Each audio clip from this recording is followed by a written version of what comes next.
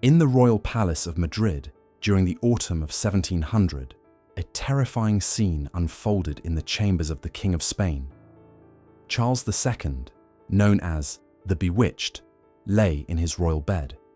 But what remained of his human form was a grotesque aberration that defied any description.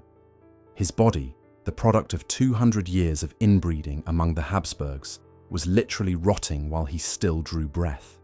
His deformed jaw hung uselessly, making it impossible for him to close his mouth, while saliva constantly drooled from his disfigured chin. His internal organs were failing one by one: a heart the size of a peppercorn, corroded lungs, cancerous intestines, and a head swollen with fluid. Most terrible of all was that Charles, imprisoned within this decomposing body, could not fully comprehend what was happening to him.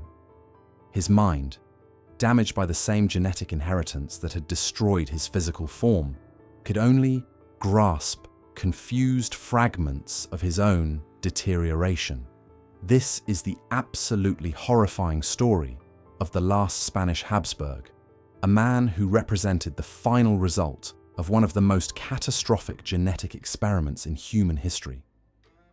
How did a dynasty that had ruled half the world come to produce a being so tragically deformed that his very existence defied the laws of nature? To understand this living abomination that was Charles II, we must delve into the dark history of a family that chose incest as state policy, transforming their descendants into increasingly monstrous creatures until they reached the absolute horror that was the last king of the Spanish Habsburgs. The tragedy of Charles II began long before his birth, in decisions made by his ancestors centuries earlier.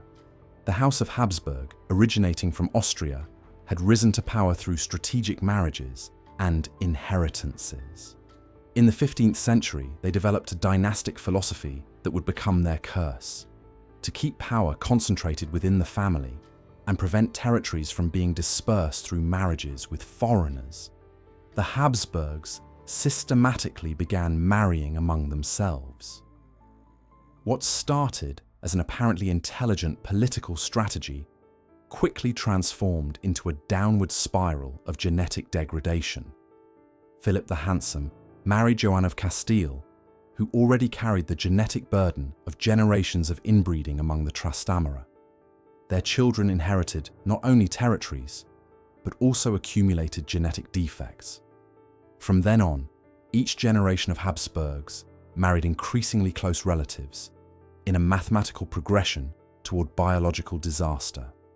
Charles V, the powerful emperor of the Holy Roman Empire, married his cousin Isabella of Portugal. His son, Philip II, married successively with cousins and nieces. Philip III continued the tradition, as did Philip IV. With each generation, the family's genetic pool became more restricted, defects accumulated, and deformities intensified. What had begun as the famous Habsburg jaw, a slightly prominent chin that conferred imperial dignity, gradually transformed into an increasingly grotesque deformity. When Philip IV, father of Charles II, decided to remarry after the death of his first wife, his choice was catastrophic from a genetic standpoint.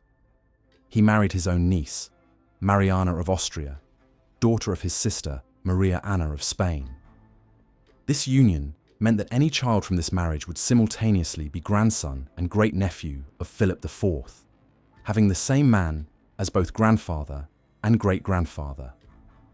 Mariana of Austria was not only her husband's niece, she was also the daughter of his sister, creating an unprecedented genetic concentration.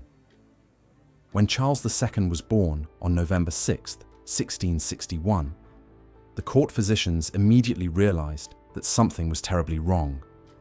The baby, born in the Royal Alcazar of Madrid, did not resemble a normal child.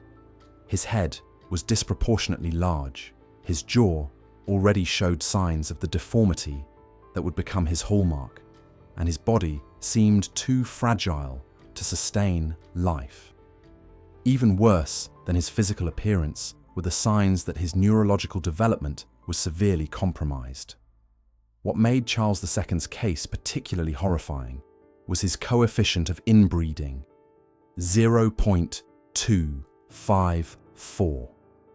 To put this number in perspective, a child born from a direct incestuous relationship between father and daughter would have a coefficient of 0.25. Charles II was genetically more inbred than the child of a direct incestuous relationship. He had only 4 great-grandparents where he should have had 8, and 6 great-great-grandparents where he should have had 16. His family tree was not a tree, but a twisted shrub where the same names appeared repeatedly. The consequences of this extreme genetic concentration manifested immediately. Charles could not sit alone until he was 3 years old. His first word only came at 4 years old, and even then it was incomprehensible due to the deformities of his mouth and tongue. His legs were so weak and deformed that he could not walk until he was 8 years old, and even then only with constant assistance. His head continued growing disproportionately, creating a grotesque appearance that horrified anyone who saw him. Charles II's jaw had transformed into an aberration that defined his miserable existence.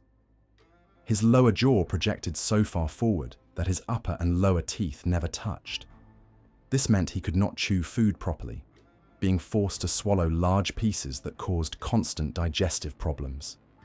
His tongue was so swollen that it remained permanently outside his mouth, causing him to drool constantly.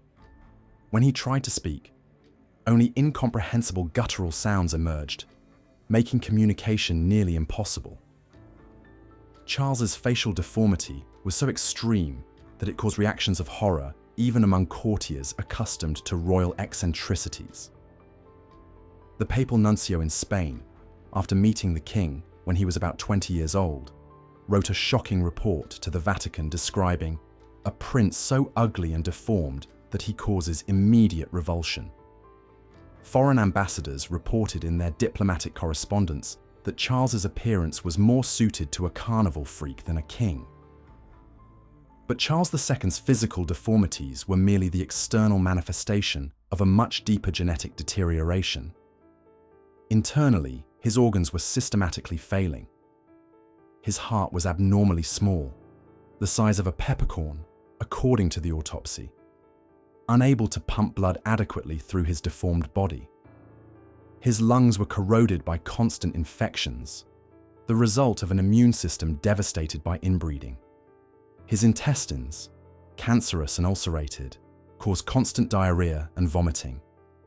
Charles's neurological condition was equally devastating. He suffered from frequent epileptic attacks that left him unconscious for hours. During these episodes, his body would contort violently, his jaw would dislocate further, and fluids would emerge from all openings of his body. In the intervals between attacks, his mind functioned only partially. He had difficulty understanding simple concepts, could not make basic decisions, and frequently got lost in his own chambers. What made the situation even more tragic was that Charles, despite his cognitive limitations, had moments of painful lucidity where he partially understood his condition. These moments of awareness were perhaps the cruelest aspects of his existence. He perceived that he was different, that people looked at him with horror, that he could not function as a normal human being. This fragmented consciousness of his own monstrosity created episodes of depression and despair that were witnessed by the few courtiers who could tolerate his presence. When Charles turned 18 and the time came for his marriage, the Spanish court faced an unprecedented dilemma: how to find a princess willing to marry such a grotesquely deformed creature. The solution came through French diplomacy.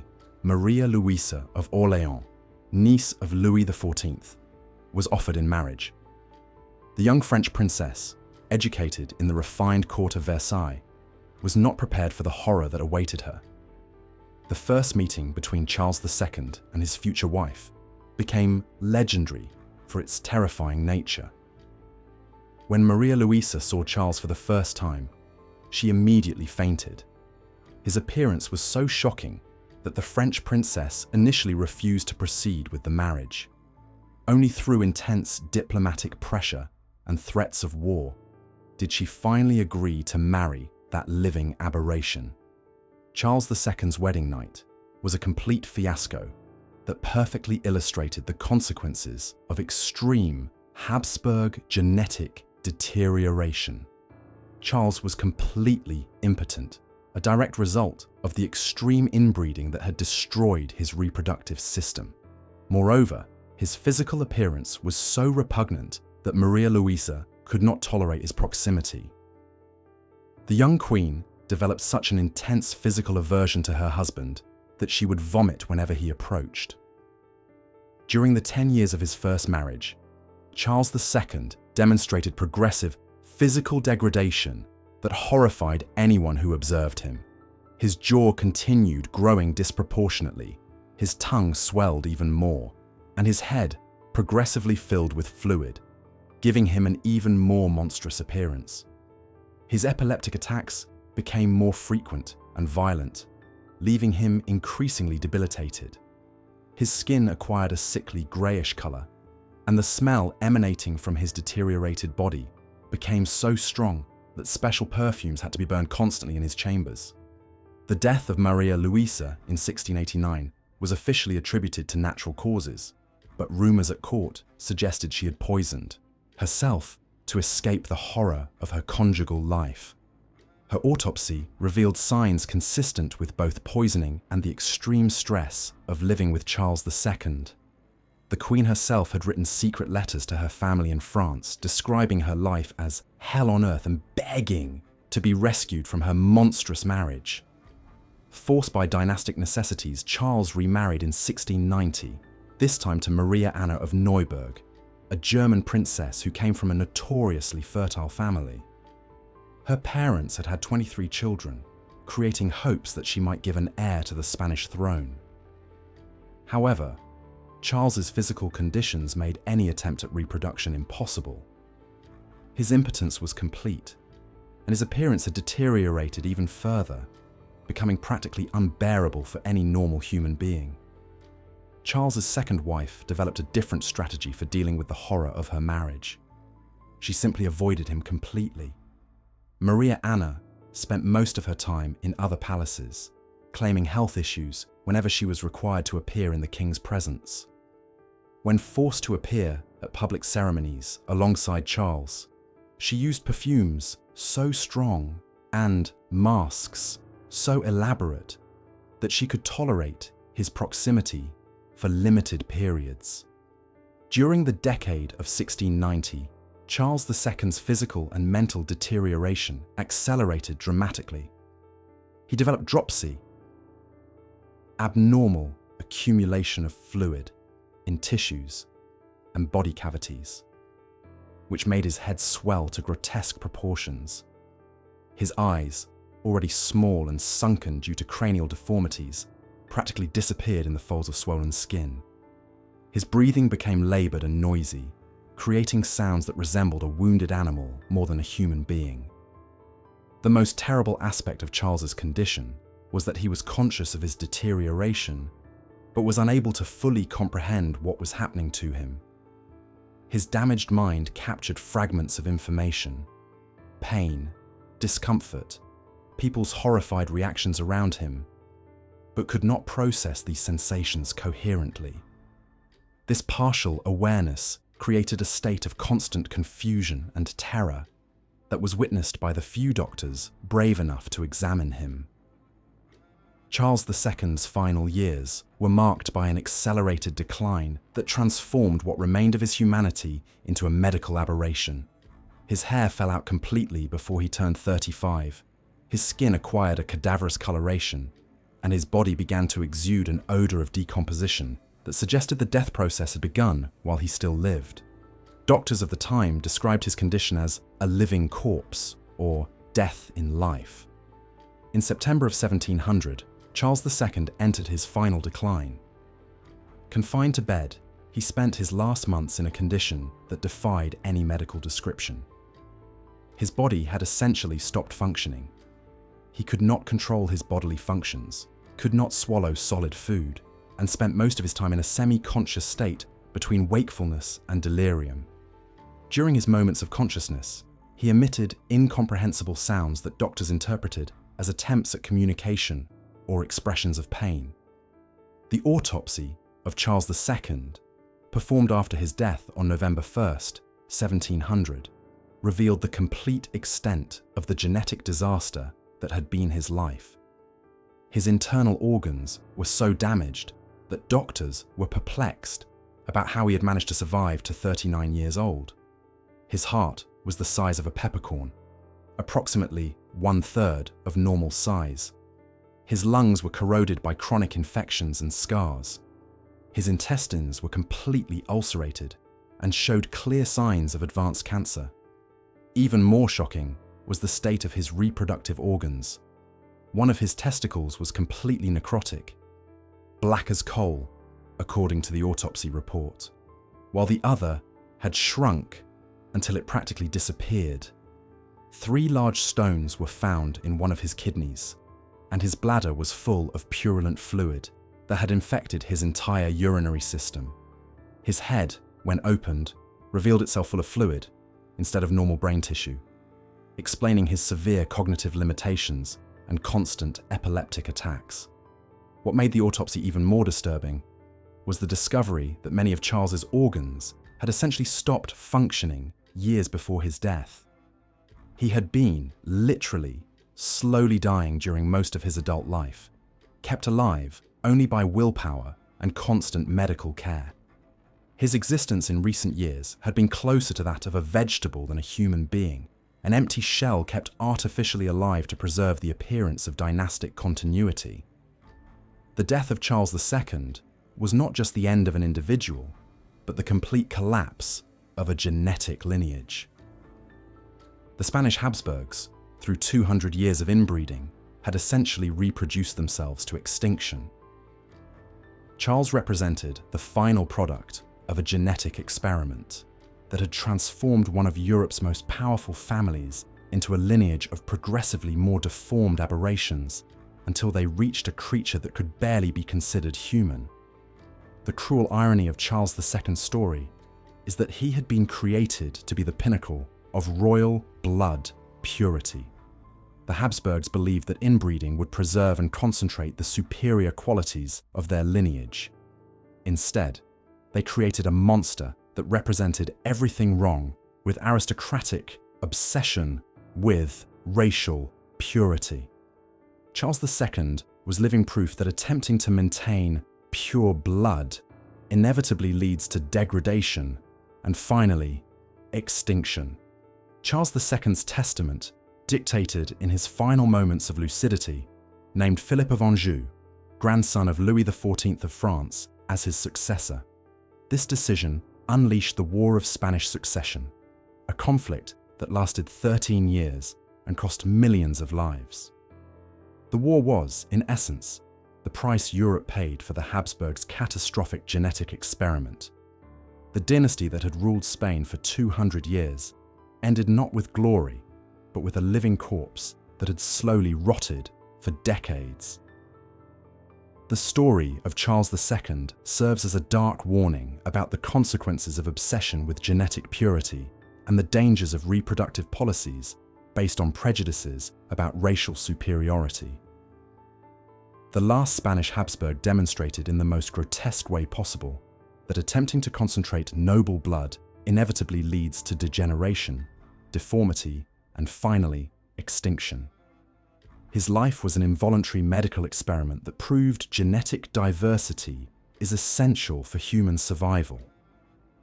Today, when we examine portraits of Charles II, we see not just a deformed king, but the final product of an ideology that valued blood purity above human health. His grotesquely prominent jaw, his dead eyes, his expression of permanent confusion, all of this represents the inevitable consequences of trying to create a superior race through genetic isolation. Charles II was both victim and symbol of the fundamental failure of European aristocracy to understand the basic principles of human genetics. The king who died rotting without knowing what was happening to him remains in history as one of the most extreme examples of the consequences of human hubris. Charles II, the Bewitched, was not a victim of magic or supernatural curses, but of the conscious decisions of his ancestors who chose incest as dynastic policy.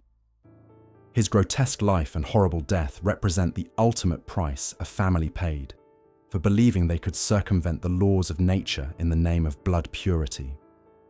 In the end, nature collected its debt in the form of a creature that could barely be considered human, a king who reigned over an empire while his own body decomposed around him.